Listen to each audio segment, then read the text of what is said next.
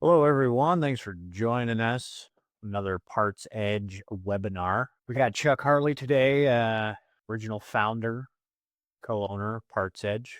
Ready to give you some more knowledge today. Chuck, do you want to give it a couple minutes or a minute to see, let everybody else trickle in? No, we can get going. Okay, No sense in waiting. you bet. Well, your favorite topic, of course, source structuring and DMSs. Obviously, kind of what we're extremely proficient at, but we love sharing that industry knowledge. We've covered this, well, maybe a time or two before, but we always like revamping that and delivering up to date knowledge. But I guess I'll just hand it over to you. Okay. All right. Thanks, Blake. A couple of housekeeping things up front is if you have a question, remember, we do these and we love questions and we want to make sure you get the most out of this. Please, just in the chat window, type your question. I'll get to it. I'll be more than happy to pause at any point and ask any questions. So, just a little housekeeping up front, to hopefully add and uh, help you out as we go through inventory sources explained. Uh, if you've never seen this before, that's great. If some of you had, we've revamped it a little bit to make it a little more relevant, a little easier to understand. Sometimes I can tend to propeller a little bit. You just have to remember the epitaph on my grave is probably going to say the man of too many sources. I've certainly been accused of that over the years, but what we want to do is at least show you, whether source or stocking group with dealer track or whatever, just how it can save you so much time and help you to control your inventory much more effectively and make it work for you. The DMS systems are uniquely designed to do that. So one of the things I want to mention up front is source seems to be a dirty 6-letter word with most DMS vendors. The more you break it down, the tougher it is for them to help you out. We certainly see that all the time, dealing with about 300 clients day in and day out. And, uh, it's like the more sources you have, they tend to go, wow, what do you have all these sources? You don't need these sources at all. You just got too many here. And usually because they're not working into the day-to-day parts operations like you are. And so what we hope to do is at least give you a little sliver of potentially breaking out your inventory, get the juices flowing and thinking better. So, one of the things that I go through all the time, and I've been talking about this for almost 30 years, and I've always been accused of being the person who brings up the milk and the canned asparagus. So let's just start right there. When you think of yourself as the manager of a grocery store instead of a parts operation, I've got these two commodities here. Milk, it's perishable, it needs refrigeration. And you tend to sell hundreds of gallons per day, depending on the size of the store that you're in. And then with asparagus, it has an infinite shelf life, and you sell a couple of cans or jars per week. Excuse me. How would you set your day's supply? Thinking of these two commodities, how would you set your day's supply? If you set it for the milk, more than likely, you're going to be ordering a lot of excess canned asparagus. If you set it for the asparagus, more than likely, you're going to be running out of milk. Then on top of that, the phase-in criteria, what would you apply? Would the milk and the canned asparagus have two different type of phase-in criteria? Because you want to sell enough asparagus to bring it in, but you're going to carry the milk right away. Let me give you an example of what I'm talking about. Let's talk about an oil filter being the milk and a molding being the canned asparagus. Two completely different type of dynamics, two different commodities. And then again, the last thing would be, how would you set pricing? These are the things that we're going to cover today in this next 30 minutes that we got together or so. So let's back into and think about what is included in the source. There's your day's supply. phase-in and phase-out criteria, pricing matrix, sale or source accounting, making price code adjustments to do one thing for source X, another thing for source Y, manufacturer master tape pricing, or an EOQ, which most people don't use anymore, but economic order settings. One of the things we do with our Ford clients is they have their standard hardware part numbers, and we tend to isolate those in a source where we may use an EOQ, or we really spread out the depth because almost everything is in a multiple quantity, aka why it might be an EOQ. So with that being said, let's explore this a little bit more. Think of each source as a base for a commodity, what you have to sell. You got your captive parts, maintenance parts, accessories, tires, chemicals, bulk oil, and lastly, aftermarket. All of these things carry their own unique characteristics or traits between each commodity. Most of you already are probably sitting there going, duh, I get this. But what we see is a lot of dealers, parts managers, he or she just didn't realize how you could break this down and work it more effectively. So let's go through each one of these and kind of explain it so you get a good idea of what we mean by a different commodity. First off, let's deal with the captive parts. They're manufacturer specific, and only other like-make dealerships are your competition. These are typically where we can apply a matrix or escalated pricing. And typically we review daily for stock order replenishment unless you're on an ASR.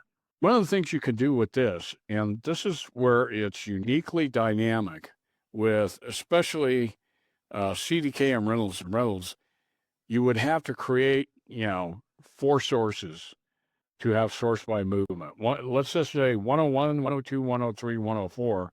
101 being 0 to 9 months your sale, 102 being 10 to 36, 103, 37 to 60 year sale. Finally, 104, we're turning and burning these at over 60 times per month. The thing about this is where you get to apply your matrix. The next thing, and why I would treat it as a completely different commodity, is maintenance parts. They're not manufacturer specific. Every parts supplier is your competition, obviously. More than likely, you sell these at suggested retail or, as we see with most, as a fixed or menu price. Typically, you sell the most of all these parts groups. One of the things, and I've done this on the matrix presentation I've done and stuff like this, is we go in and we look at what percentage of the inventory is back at captive versus maintenance. And primarily, a lot of stuff is sold out of this maintenance category. And when they go, our matrix, we can't even get over 40% with our matrix on customer pay. But when only 10% of your parts are being sold under a matrix, and about 85 to 90% is being sold under maintenance, it's really hard if you're making low grosses on maintenance items to make that up. But by breaking out and isolating these, it'll give you a good opportunity to figure out what's getting matrix from what's not, to control it more effectively, and potentially maybe up the family menu pricing to get your grosses up. And you could apply some movement for control and depth. And again, the pricing strategies to make these sell at a menu price would be great. One of the things we see a lot of times when we go into dealerships, and I've done seminars over the years to cover this, is I'll have them bring in their matrix table. The parts manager, he or she brings their matrix table. And then the other thing that I always want is the override report, to look at anything with sales overrides. Inevitably, as we go through this, we see a whole bunch of S equals. Maybe it's an unrealistic escalator, like a penny to $2, cost plus 600, and we see a tremendous amount of overrides by counter people in this category. And typically, when we bring this up, they go, well, it's kind of unrealistic to sell 10 plastic clips to a customer at $40. And say, okay, if that's unrealistic, why do you have it set that way? Why not set it to make it realistic so your people are managing parts, sales, not the sale price and the sale of a part. Then there's accessories. Now, accessories and tires fit in this, and we'll cover that in a minute. But accessories, think about it. First off, they're typically not manufacturer captive. To some degree, they might be. But here is one of the few things that accessories brings is it's a true impulse retail product. Almost everything else you have in your parts inventory is reactive retail. The way I always put this is, nobody walks into your parts department or comes to your service department to get a repair done, and they need a water pump, and they go, that's a great price on that water pump. Get me two. Hence why we call that, a product that is not impulse. The best example of an impulse part in your inventory, or let's say in your dealership, are your new cars, potentially used cars. Most people come in, it's an impulse. They know the model and they're looking for and whatnot. Well, accessories fit that. And one of the things about accessories, and I'm preaching to the choir, all of you who are parts managers, they're usually sold at suggested retail and model-specific, date-specific, of course. But here's the whole catch. Phase-in and phase-out criteria should be completely different than they are from your captive and your maintenance items. What we found out, and this is the way we set the criteria on accessories, is we'll set the phase-in criteria 2 demands at 6 months, fairly liberal. The phase-out criteria, we don't start it at 6 months or 9 months. We set it at 3 months. What we typically find out, if all of a sudden you've quit selling an accessory, more than likely a new model has come out or whatever, and we typically find that accessory sales usually occur within the first 60 days of buying a new vehicle. They still have that great feeling, and they want that trunk mat or that grill guard or whatever. They're typically done up front. So for that reason, with accessories, you want to make sure if they quit selling that you get rid of them and set them to get out of your inventory quickly with a very easy phase-out criteria.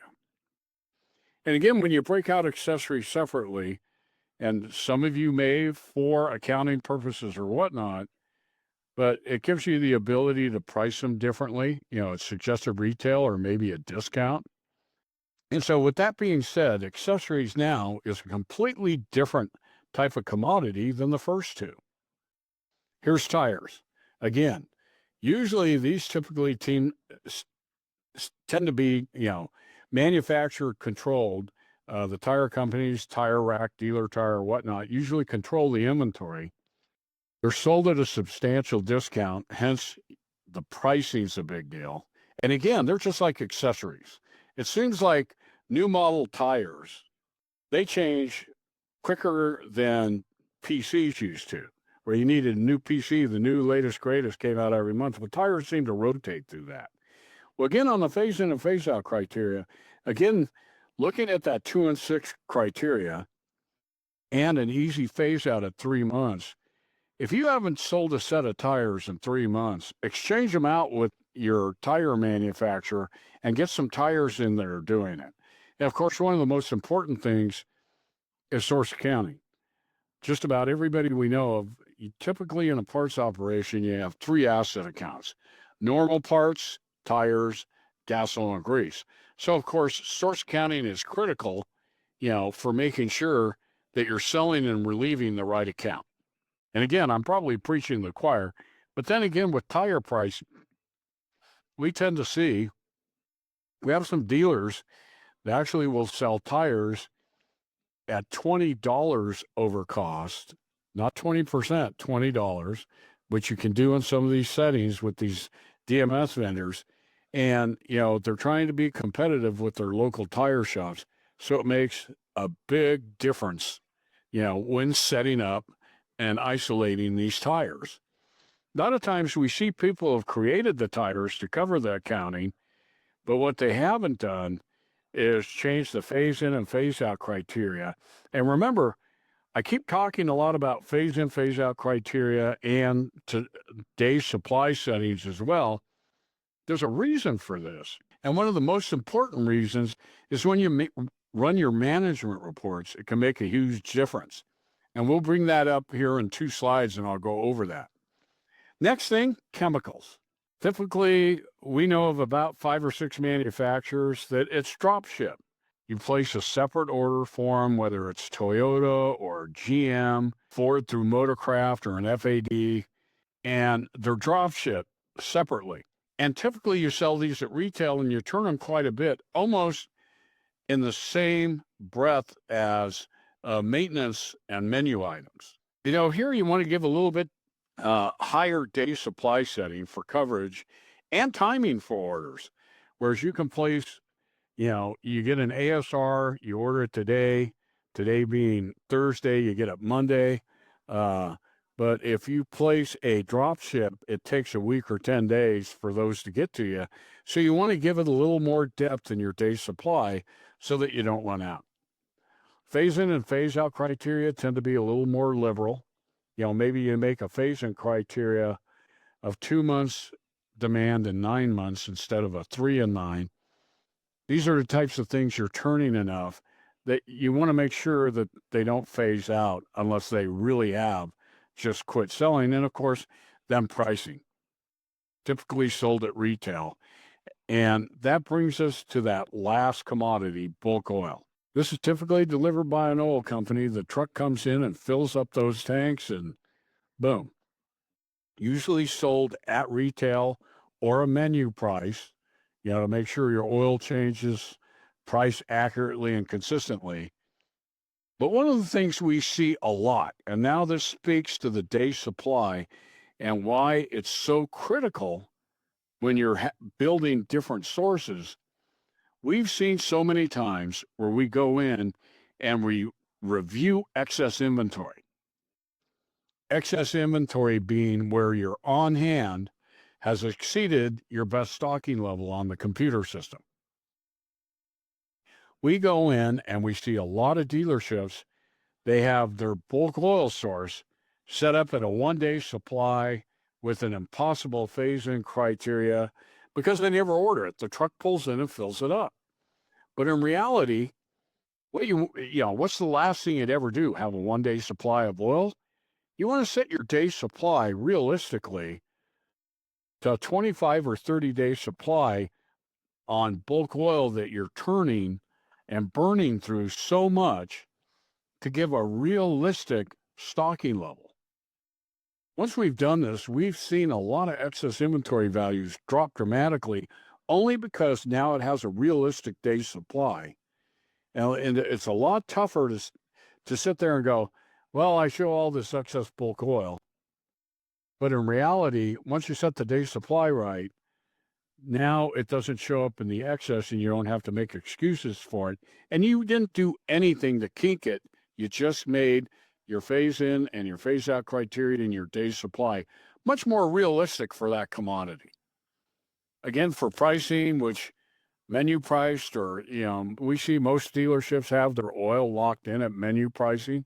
And then, of course, critical part as well, source accounting. Again, bulk oil usually has its own asset account and sale account.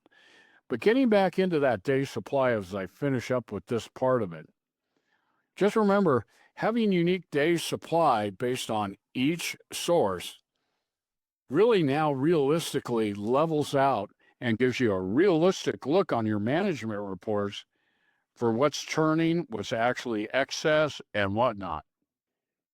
Okay.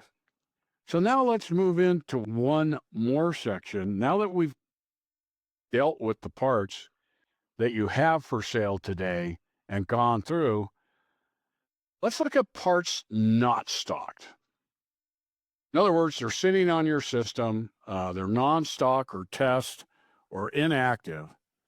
And you want to potentially consider a couple of sources to effectively control these non-stock parts, which, by the way, The average dealer, about 80% of their part number population, depending on how long you test NS parts, 80% of your entire part number population, not your inventory value, is sitting there, zero on hand, zero on order, waiting for more demand. So when you consider that, let's think of this. The first one, obviously, would be special orders. It's in stock for a special customer. You don't usually stock it yet. You're waiting for more demand to phase in. So why not isolate your special orders if you have a default bin or a default set of bins? Isolate your special orders for customer contact, easy reporting to look at aging and whatnot, and use that source specifically for your special orders that are not for sale, waiting for specific customers. It makes it so much easier to look at one source that has an on hand with a specific set of bin locations to control your special orders more effectively. The second thing, looking here, now we turn to non-stock. Again, this is that 80% that sits in there. Parts have had some sort of demand, and they're waiting for more demand to meet your phasing criteria. So here's a question.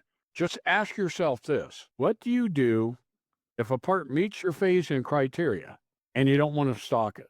I'm going to give you an example of what I'm going to try and bring out here. Go back to the milk and the canned asparagus and think of, I got a set of brake pads and I got a tape stripe. More than likely, if the set of brake pads hit your phasing criteria, you're going to put them in right away, but you don't want the tape stripe. But here's my point.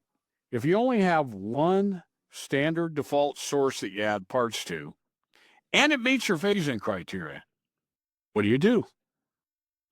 Typically what we see, because there's only this one default source, most managers tend to do one of two things so that they don't keep seeing it. They put it on MO status and ignore it, or in some cases, they put it on delete status to get it out of their hair. Probably the worst thing you want to do, let your computer system track the demand. Don't do it by, gut and thinking. So why not consider using multiple phase-in sources? Once I show you this is critical to customer demand to dictate stockable parts. Continually testing parts that phase in, but don't want to stock it. Here's what I'm getting at. Here's a sample of a table. Your default source. Let's say you start it with the 3 and 9 phasing criteria. Okay, this happens to be that tape stripe, and you don't want to stock it yet. What you do is you create a source and make it one demand tougher, 4 months demand and 9 months. Move that part into that source, put it back on non-stock status, and continue to test it. If all of a sudden you get another demand, you might go, wow, this met a 4 and 9 criteria. Which, by the way, I'll get to this in a moment. Then you create another 5 and 9, and eventually, okay, I would never carry this no matter what it is. Create a never stock source and put it out there. Many dealers do that part of it. But let me go back and talk about, we did an analysis on this way back in the early 2000s. Mike Nichols, he did a study back in like 1988, 1989, where he said if you used a 3 and 12 phasing criteria, remember, that's 3 months demand in 12 months, and you followed that criteria, your chances of selling that part again were 88%. We did that study in 2004, 2005. We saw that percentage drop down to 63%. So was Mike wrong? Back in 88, there was a lot less models. I always bring up the Dodge van from 1970 to 1991. That thing was the same. Fenders, headlights, everything. There was very little change, and you had a lot less part numbers to deal with. Today, with model changes and everything and the proliferation, remember, this is nothing more than a mathematical calculation. We found the 3 and 9 phase-in criteria. That was about 88% chance of selling again. A 4 and 9 brought it over 90%. A 5 and 9 got it up to 95%. So thinking about this, don't throw the baby out with the bathwater. Continually test these marginal parts that you don't want in that first phase-in to see if they match it. Now, if you're an ASR, heck, if they haven't picked it up at 4 and 9, something's wrong. Either you have a specific part you're selling a lot of that doesn't have national or regional demand. But just to get your thinking about this is continually testing these parts, whether you accept it or not, I think is a very critical part. So now we'll move into the third phase. And this would be what we call forced stock, or another word for forced stock could be unfulfilled demand. Basically, these are parts you have it on hand, but they did not meet your phase-in criteria. Let me say that again. Parts with an on hand that did not meet your phase-in criteria. Here are the main reasons for it based on what we've seen over the years and doing a study on this. These are the 6 main reasons for forced stock inventory, and it all makes sense to you. Number 1, when we did this study, it was over-ordering by technicians to solve customer issues, mainly under warranty conditions. Returns from wholesale customers, especially body shops. The number 3, which has moved up, is if you're Toyota or Honda, you don't worry about this much, but ASR manufacturer programs. They make you take 8.5, 9 out of every 10 parts to remain compliant. The ASR programs, and believe me, there's a couple of manufacturers, they tend to overstock their dealers with one-hit wonders. That's a big deal. Customers failing to return for repairs, especially new vehicles under warranty with non-critical issues. It's a killer when you order that door trim panel, $600 for that customer that has a nick in it. And then the customer goes, it doesn't bug me that much. And you're stuck with $600 if they don't come back in. We've all been there, done that. Then the other ones, which are not as critical, but they're still there: order error by a parts advisor, failing to get proper vehicle information, or not properly trained. That can cause unfulfilled demand. And lastly, speculation, stocking a part based on gut instinct or technician suggestion without testing any phase-in process at all. And that doesn't mean there's not healthy speculation. You got a new vehicle, new set of brake pads, you put that in right away without testing the criteria. I call that healthy. But when a technician walks up and you don't have some grease seals and they go, put 6 of these in stock, I'm going to sell them on every car. Post a couple of lost sales, let the customer demand drive it, not the technician demand. So there's the forced stock and a reason why, hey, this didn't meet my criteria and I'm stuck with it. I need to track these separately and more effectively. Then we deal with, lastly, which everybody talks about all the time. It's number 1 question we get is, what about obsolete parts? Basically, if it's over 12 months no sale and 12 months no receipt, isolating these in a source or group of sources is not a bad idea. You may potentially want to sell these a little cheaper than the other parts. But one of the things I want to point out here is, leading up to obsolete parts, we find that 95% of your obsolete parts value comes from unfulfilled demand or forced stock. It's not all of a sudden a set of brake pads quit selling, or one come out of switch, all of a sudden you sold 8 of them last year and now you quit selling them. That's about 5%.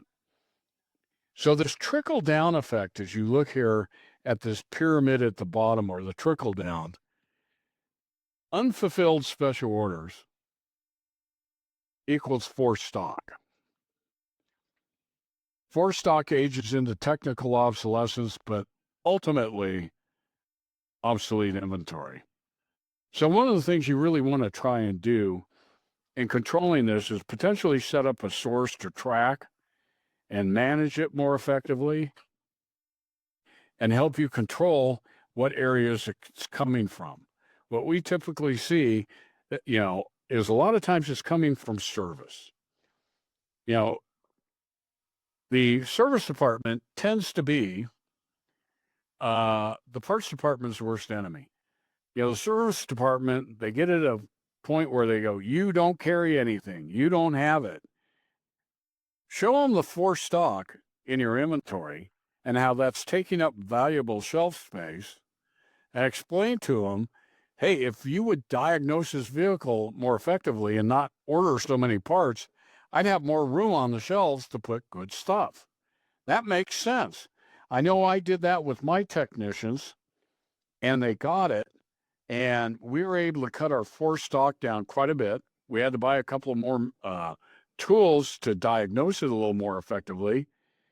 But with that being said, knowing that trying to make sure as much as you can what is really being ordered is needed really helps to control the forced stock and the obsolete inventory. So lastly, here's a simple source guide. And this is just based on what I've talked about. This is just a sample of 11 sources. Some of you may already have it broke down like this a little bit. Typically what we find out is most parts managers, they don't want to go past 10 sources because it's hard to keep up with them. But breaking it down this way and educating your people to getting this, broken down, they already know typically that they want to get the tires and the accessories in the right source up front. And unfortunately, with the DMS vendors only giving you one default, that's typically where we see the wheels start to fall off, is they add a tire part number and sell it today, but you don't get it into the tire source and the damage is done. They sold out of the wrong sale and asset account. And believe me, that's every DMS vendor, folks. So with that being said, this is a good way to look at what I've just spent, the better part of the last half hour, 35 minutes going over. One of the things I want to emphasize here too, and Kaylee will make this available, that if I've been going too quick or you want to go back over everything, we will make this presentation available. So Kaylee can cover that when we finish here. But to sum everything up is the benefits of a dynamic source structure based on commodity. First, it can really help to eliminate excess value. As well, with the phase-in criteria and whatnot, it can help to promote inventory breadth. It can help you to identify forced stock quickly, set your day supply and your phase-in criteria on that once you do sell it, if you're lucky enough to sell it, that it disappears and doesn't come back. Controlling special order parts easily and effectively for reporting purposes and contacting customers. If you happen to do a stock order, even if you're ASR, one of the things we know for sure is if you're ASR being rim, arrow, PartsEdge, there are parts that you're selling that are not controlled. And isolating those out will help you. Being able to set accurate pricing so that your people are managing sales, not sale prices. Source accounting, that's a big one dealing with your office, trying to adjust and balance those GLs. Helps to increase accuracy and consistency. Makes your life much easier. It helps to maintain profitability. know where you're making your grosses and where you're not. And most importantly, done right, it will undoubtedly give you a better return on your investment. So there you go. With that, I'm going to say thank you.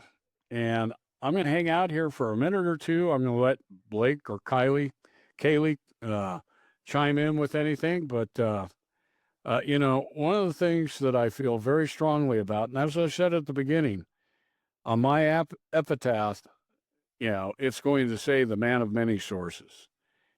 We typically tend to put 40 or 50 sources in a dealer's settings because we can break it down that well and maintain it effectively. So what I gave you was 11 that can help you accomplish some of that as well. So anyway, with that, Blake, Kaylee, you got anything? No, all good stuff, Chuck. On that prior slide, you brought up, source accounting, and like you said, when balancing the GL.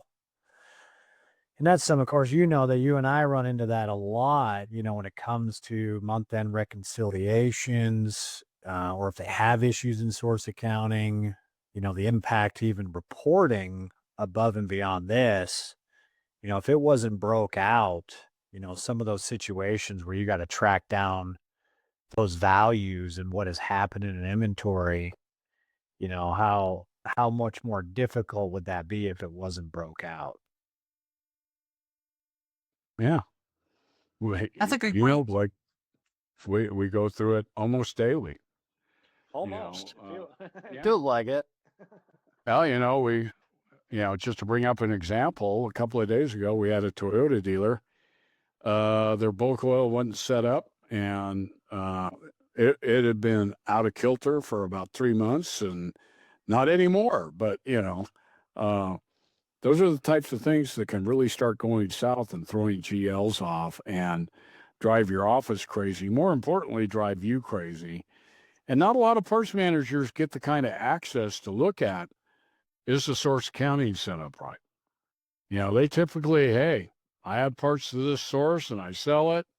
And if the wheels come off or whatnot, a lot of times the controller brings it to the parts manager's attention and thinks they should fix it.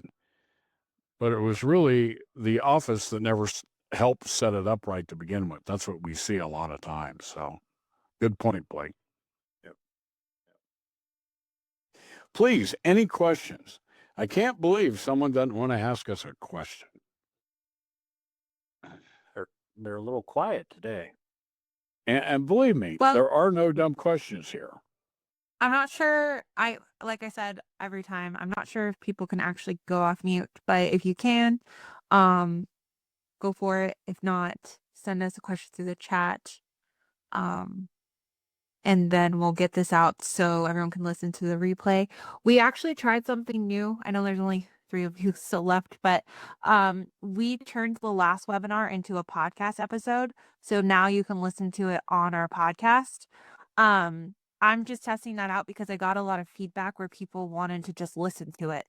I know sometimes with a slide it helps, but this will be also on our podcast. So Cool. I didn't know that. Right on. yeah, now you know.